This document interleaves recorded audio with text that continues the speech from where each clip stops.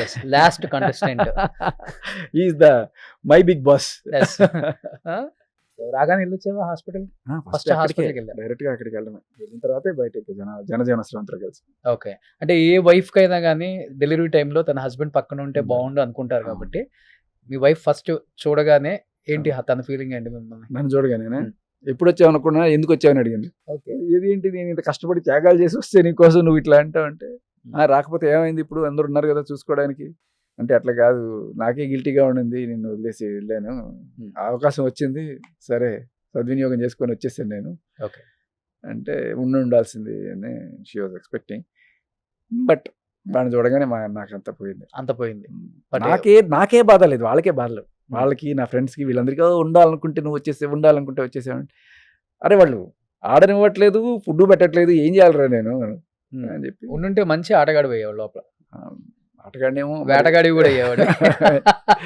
చూడాలి. బట్ నీకు ఆట ఇష్టమా వేట ఇష్టమా శేఖర్ భాష? ఆటే ఇష్టం. ఆటే ఇష్టమా? వేట ఇష్టం ఉండదా? వేట ఇష్టం లేదు. వేట ఇష్టం లేదు. మొన్నటిదాకా చేసింది ఏంటి వెళ్ళక ముందు దాకా? అది మీరు గమనిస్తే నా జీవితంలో ఫస్ట్ చేసిన వేట అదే. అదే కూడా చేయాల్సి వచ్చింది తప్ప నేను ఆ టైప్ మనిషిని కాదనడానికి. అదే ఎందుకు ఆ టైంలో మరీ అంత వేట ఆడాల్సిన అవసరం వచ్చింది అంటే, చాలా కామెంట్స్ వచ్చాయి బయట రకరకాల. కొంతమంది డబ్బులు తీసుకొని ఇన్ఫ్లుయెన్స్ అయ్యాడని, కొంతమంది వేరే రకంగా ఇన్ఫ్లుయెన్స్ అయ్యాడని. నాకు అదే మెంటాలిటీ ఉంటే, కొంతమంది ఏమో రాజ్ తరుణ్ కోసం ఈ అబ్బాయిని తొందరగా బయటికి పంపించారు, ఆయన తరపున నిలబడి మాట్లాడే ఎవరు లేడు, మళ్ళీ గొడవలు జరుగుతాయేమని చెప్పేసి రాజ్ తరుణ్ కోసం మళ్ళీ శేఖర్ భాష బయటకు వచ్చేసాడని చెప్పి కొంతమంది మీమ్స్, ట్రోల్స్ ఎక్కడ చూసినా. ఇంకా అక్కడ చెప్పడానికి చేయడానికి కూడా ఏం లేదు, జనానికి మొత్తానికి నిజం తెలిసిపోయింది. ఇంకా ప్రూవ్ చేయాల్సింది ఏం లేదని నేను అనుకుంటా. ఓకే. ఇంకా ఏమైనా అల్లరి ఘటనలు ఉంటే అది లీగల్ సిస్టమ్ చూసుకుంటుంది. అంత స్టాండ్ తీసుకుని నిలబడ్డావు కదా, రాజ్ తరుణ్ ఎప్పుడైనా కాల్ చేసి ఆ గ్రాటిట్యూడ్ ఉందా? ఆఫ్ కోర్స్ ఖచ్చితంగా.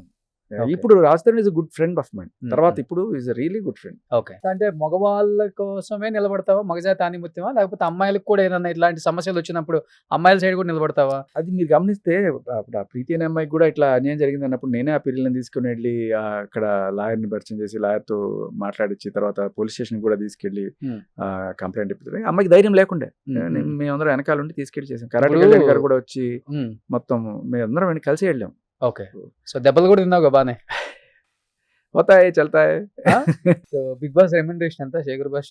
ఆడవాళ్ళ వయసు మగవాళ్ళ జీతం ఆడకూడదు కదా. ఓకే. బట్ పర్లేదు, అంత భారీగా ఏం లేదు. టాప్ 5 లో ఒక రెమ్యునరేషన్ మీద అన్నారు, బాటమ్ 5 లో ఒక రెమ్యునరేషన్ అంతేనా? అంతే. సో కానీ మీకు ఆర్జేలో ఎవరికి రాలేదు, 18 అవార్డ్స్ వచ్చాయి.